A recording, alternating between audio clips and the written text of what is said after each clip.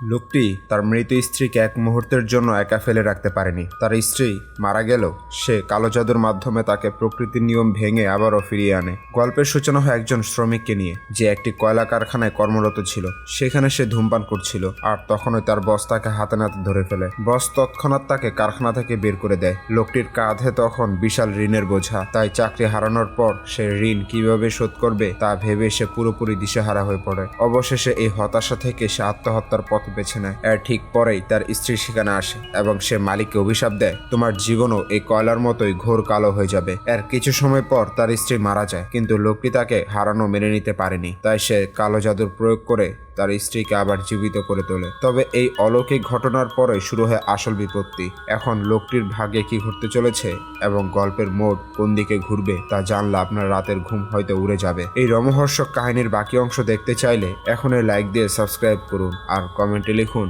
Part 2।